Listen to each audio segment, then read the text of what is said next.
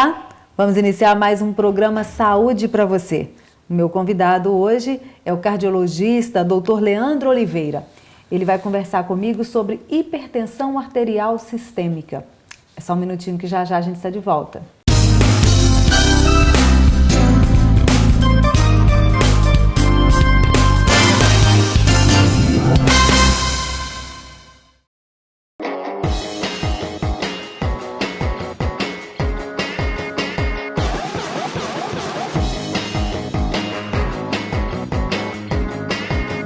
Doctum TV, online 24 horas. Olá, já estamos de volta com o programa Saúde para você. Agora sim eu vou conversar com o Dr. Leandro sobre hipertensão arterial sistêmica.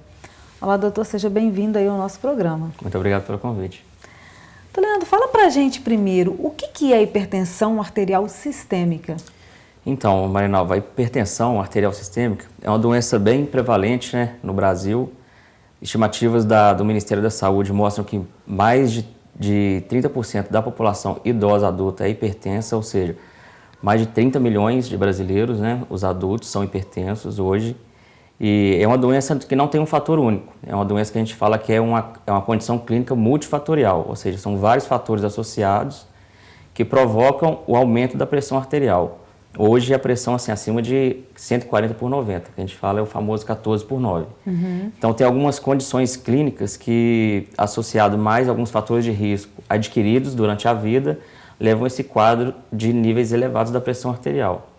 Ela basicamente acontece quando as artérias, que é os vasos sanguíneos que levam sangue do coração para o restante do corpo, perdem aquela capacidade de complacência. O que é isso? Ele fica endurecido, né, e o diâmetro da luz do vaso diminui. Então ele fica, além de ficar endurecido, ele não relaxa e vai diminuindo o calibre por onde o sangue tem que passar. Geralmente isso é o que leva ao quadro de hipertensão arterial sistêmica. Quais os valores de referência de uma pressão normal hoje, doutor? Então hoje, pela Sociedade Brasileira de Cardiologia, né, saiu a 7ª diretriz, foi ano passado saiu. Hoje então a gente tem o que a gente chama de pressão normal, tem o pré-hipertenso, que até a sociedade norte-americana adota, e a hipertensão arterial. A hipertensão ela divide em estágio 1, 2 e 3. A partir de hoje, 14 por 9, 140 por 90, a gente considera a pessoa tem hipertensão. Abaixo desse valor, entre 12, que é a pressão sistólica, de 12 a 14, então assim, de 12 por 8 a 14 por 9, a gente chama de pré-hipertensão. A pessoa está propensa a desenvolver hipertensão. Acima de 14 por 9, aí a gente divide, dependendo dos valores, tem hipertensão tipo 1, hipertensão tipo 2, hipertensão estágio 3. Essa hipertensão, não, assim, a gente não deve medir ela não é de qualquer forma, não é apenas uma medição que vai falar que a pessoa tem hipertensão. Então, assim, tem condições ideais para você medir essa pressão arterial. A pessoa tem que estar num ambiente agradável, tem que ser uma pessoa que entende para medir a pressão, não é qualquer pessoa que pode medir, principalmente com o esfigmomanômetro, que é o aparelho que a gente afere a pressão. Né? Então aqui ele é um pouco mais complicado. Tem uns digitais, também tem que ter em condições ideais para medir. Mesmo no consultório, com o médico, se fosse assim, você estando comigo, não tem como te dar o diagnóstico de hipertensão em apenas uma aferição de pressão. Então tem vários critérios, a pessoa tem que ser mais de uma vez, né, tem que ser consultada, para a gente ver se a pessoa tem ou não hipertensão. E é bom você falar isso, doutor, porque às vezes as pessoas, né, estão na rua, sentem alguma coisa, param na farmácia, não, minha pressão está alta, então não é bem assim. Isso, não é bem assim. Por exemplo, uma pessoa acabou de sair de um ambiente que ele estava estressado ou caminhou durante um longo tempo e vai aferir sua pressão na farmácia. Aí ele acaba de chegar, o balconista, ou o próprio farmacêutico, ou alguma pessoa que está lá vai aferir sua pressão. Provavelmente ela vai estar acima desse valor. Né? Isso não quer dizer que você é hipertenso, você está com a pressão alterada. Né? Mas aí essa pessoa pode ser hipertensa através daquela medição ali, se ela tiver geralmente 15, 16, né? Mas assim, naquele momento ela está hipertensa, ela está com pressão alta. Não quer dizer que ela tem hipertensão arterial. O que vai determinar se ela tem hipertensão arterial ou não é o diagnóstico feito em um ambiente igual eu expliquei, num consultório médico, através de várias aferições E além, né, do exame físico, da entrevista com o médico, que é a anamnese, onde o médico pergunta sobre o histórico da pessoa, o histórico familiar, a gente também tem que fazer alguns exames complementares para ver se a hipertensão é o que a gente chama de hipertensão arterial primária ou secundária. Agora, doutor, o que causa? Por que uma pessoa tem hipertensão arterial? Então, a hipertensão arterial, como eu falei no início, é uma doença multifatorial. Então, vários fatores podem causar hipertensão. Quando a pessoa tem a soma de vários fatores, essa hipertensão piora, né? Então, o que causa hipertensão? Uma pessoa que tem a hipertensão arterial primária. É aquela hipertensão que são os vasos sanguíneos que sofrem alteração. Então, uma pessoa pode, os fatores de risco, diabetes, tabagismo, excesso de bebida alcoólica, né, sedentarismo. Então, essas coisas são os fatores que podem levar a pessoa a ter hipertensão. Genética. Genética, hereditariedade. Então, isso faz parte da consulta médica. O médico deve perguntar se a pessoa como são os pais, os avós. E tem algumas doenças também próprias que a gente chama de hipertensão secundária. Se a pessoa tem algum problema nos rins, ela tem uma estenose da artéria renal, né, que é a artéria que irriga o rim. Então, a pessoa começa a desenvolver hipertensão não por conta daquelas alterações que eu falei dos vasos sanguíneos, mas esse estreitamento da artéria do rim vai provocar ele ter hipertensão.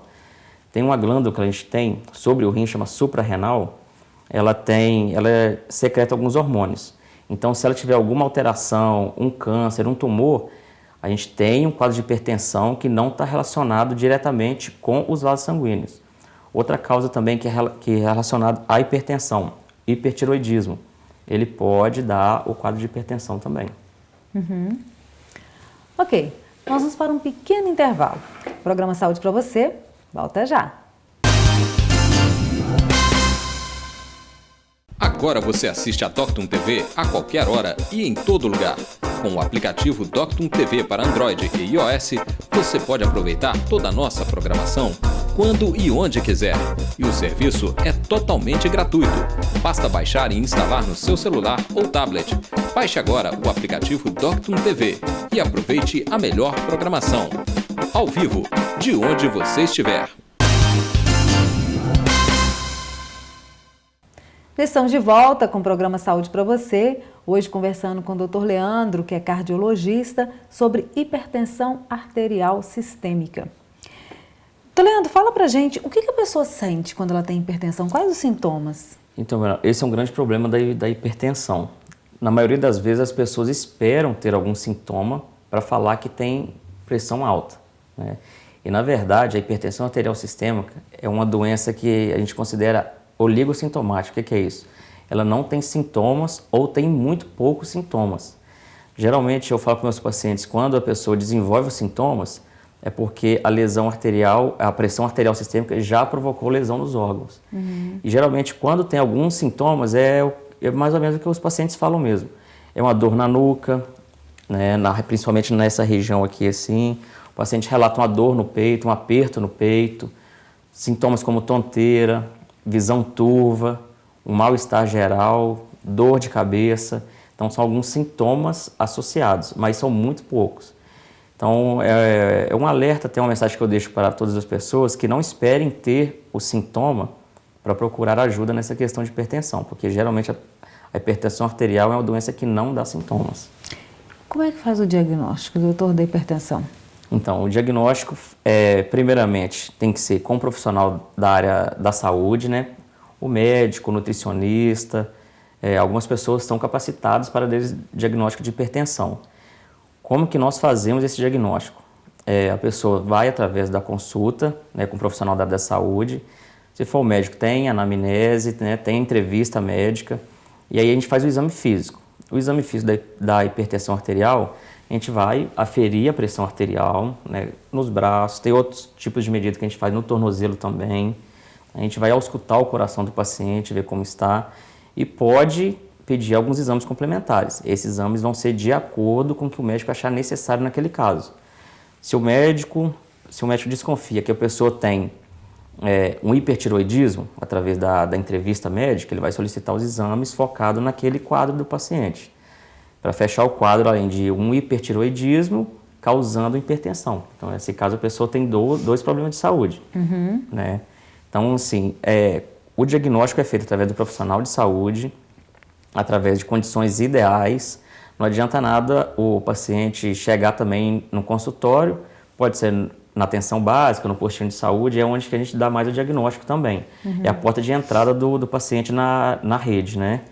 Então, o paciente chega lá, está ansioso, acabou de chegar no posto de saúde, foi chamado, veio de bicicleta e já foi chamado e já entrou no consultório. Se o médico ou a enfermeira, que a gente chama de pré-atendimento médico, aferir a pressão dele, provavelmente essa pressão vai estar alterada. Não quer dizer que ele tem hipertensão. Então, assim, a gente não dá o diagnóstico de hipertensão em uma única consulta e nem com nenhuma única aferição. Agora, doutor Leandro, isso é uma doença somente de idosos? É outra coisa, assim, que antigamente as doenças, parece que quase todas as doenças eram restritas à população idosa. Hoje em dia, por maus hábitos alimentares, sedentarismo, uma má alimentação, então hoje a hipertensão tem cada vez atingido populações de idades menores. Então a gente vê adolescente com hipertensão arterial, secundária a esses fatores, né? A gente vê mulheres jovens que antes eram protegidas e agora começam a ficar hipertensas. Então, assim, é uma doença que atinge desde a criança. Geralmente, quando é população muito mais jovem, aí é o que a gente chama de hipertensão secundária. Geralmente tem algum outro fator de alguns órgãos dela sendo afetados. Quando ela é primária, quer dizer, aqueles fatores de risco, aqueles maus hábitos, aí a pessoa desenvolve mais no tardar da vida. Mas hoje é uma doença que atinge todas as idades. Homem ou mulher? Quem que atinge mais? Então, tem essa briga aí entre homem e mulher. Antes dos 50 anos, até a idade de 50 anos, ela é mais prevalente nos homens. A partir dos 50 anos, que é mais ou menos a idade quando a mulher entra na menopausa, então a mulher e o homem começam a equiparar. Tanto a mulher como o homem começam a ter a mesma prevalência. Então atingem tanto o homem como a mulher. Só que na mulher, após a menopausa, essa doença tende a ser mais agressiva. Então é uma hipertensão que a gente fala que é mais complicada. Mas ela atinge tanto o homem como... Antes dos 50 é mais prevalente no homem. A partir dos 50 anos, a mulher é praticamente igual ao homem ou a mulher um pouquinho maior do que o homem. Agora, doutor Leandro, alimentação, algum tipo de alimentação pode desencadear um processo de hipertensão arterial? Então, Manuel, essa é uma pergunta bastante interessante porque tem tudo a ver com a hipertensão. Eu falo que, assim, que tratar a hipertensão não adianta só o médico e o paciente tentarem tratar a hipertensão. O médico passar a medicação, orientar o paciente. Então, assim, a gente depende, é uma abordagem multiprofissional. A gente depende muito da nutrição, do profissional de educação física, de todos os profissionais envolvidos na área da saúde, da enfermagem, porque a alimentação, ela por si só é um fator que desencadeia a hipertensão arterial sistêmica. A ingestão excessiva de sal, brasileiro é uma população que consome, os dados mostram que a gente consome o dobro da recomendação mundial de saúde de sal. Então, assim, é 2 vezes mais que a gente consome de sal por dia do que deveria consumir.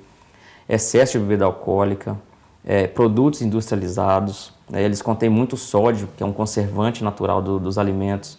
Então, a indústria de alimentos, ela usa desses artifícios para vender o seu produto, né? Só que, infelizmente, esses produtos provocam, pela quantidade excessiva de sal, provocam hipertensão. Alimentos, muitas frituras. Então, assim, os hábitos alimentares é diretamente relacionado ao aparecimento da hipertensão arterial sistêmica. Agora, a atividade física também tem uma relação direta aí, né, doutor? Tem. Aí já é inversamente proporcional. Quanto mais você faz atividade física, ele tem o poder de a pessoa estar hipertensa naquele momento, ou pré-hipertensa, aquilo que eu falei, aquela pressão quando está entre 12/8 e 14/9. Então, a pessoa que pratica atividade física, os dados mostram que a pessoa pode reduzir em até 20 milímetros de mercúrio a pressão. Então, se a pessoa está com uma pressão 14/9, vai reduzir mais ou menos aí para 12/7, 12/8. Então, a atividade física faz parte do tratamento. Então, a atividade física é tratamento para hipertensão. Então, assim, é muito benéfico para a pessoa que tem hipertensão reduzir os níveis e para quem não tem, não chegar a ter hipertensão, não desenvolver hipertensão. E o tratamento, doutor Leandro? O tratamento, como a causa da hipertensão também é multifatorial, o tratamento também depende de vários fatores. Então, para você tratar a hipertensão arterial, nós lançamos mão de remédios, né, que fazem abaixar essa pressão ou controlar para que ela não suba. Então, assim, os medicamentos são vários, não adianta eu ficar listando aqui porque são vários. Para cada tipo de paciente e para cada tipo de fator ou fatores que levaram a essa hipertensão, tem um remédio específico. Então, a gente tem um tratamento medicamentoso e o tratamento não medicamentoso. Primeiro, a gente começa pelo tratamento não medicamentoso. Então, é importante frisar isso também. Geralmente, a pessoa vai no médico ou algum profissional de saúde e fala que o médico dá o diagnóstico de hipertensão, só que a gente não entra com nenhum medicamento a princípio, porque a diretriz fala que a gente deve começar pelo tratamento não medicamentoso. O que é isso? Reeducação alimentar. Eu falo então com os pacientes que não é dieta. Dieta geralmente é quando o paciente quer fazer uma restrição alimentar durante 1 mês, 2 meses, depois volta. Então, o que eu falo é que a gente tem que fazer uma reeducação alimentar. E o profissional ideal para isso é o nutricionista, né? É o mais capacitado. Então, a gente tem que fazer uma reeducação. A gente tem que reaprender a comer. Não só para hipertensão, mas para diabetes, para outras doenças. Então, a gente tem o tratamento medicamentoso, reeducação alimentar, hábitos de vida saudáveis. Quem fuma e quem bebe tentar reduzir ou cessar o uso dessas substâncias e fazer atividade física. Esses aí são os tratamentos. E o tratamento farmacológico, que vai depender de cada caso. Cada paciente vai ser tratado de um jeito. Então, o que a gente vê muito também é o paciente que ele não vai ao médico, e o vizinho toma determinado remédio, o vizinho fala, eu fui no doutor e ele me passou esse remédio. Então, se ele passou para mim, é para hipertensão, toma ele também. Isso não deve ser feito. Alguns remédios para hipertensão em determinados pacientes, em vez de ajudar, vai atrapalhar. Vai desenvolver outras doenças e pode levar até mesmo a óbito.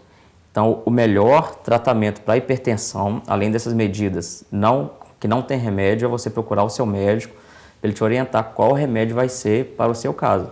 E se você tem só hipertensão, talvez o que está causando a sua hipertensão não é alteração da pressão alta. A pressão alta está sendo consequência de um outro fator que você tem. É um outro problema mais sério que para você é só hipertensão, mas aí o médico vai mostrar para você que talvez não é só isso que está acontecendo. Ok. Tá aí mais uma dica do programa Saúde para você. Agradeço a sua participação, doutor, no nosso programa. Muito obrigado, Marinalva. Estarei sempre aqui quando você solicitar. Obrigada. Ficou alguma dúvida? Quer sugerir um tema? O nosso número está aparecendo agora na tela ou na nossa página do Facebook. Até o próximo programa. Saúde para você!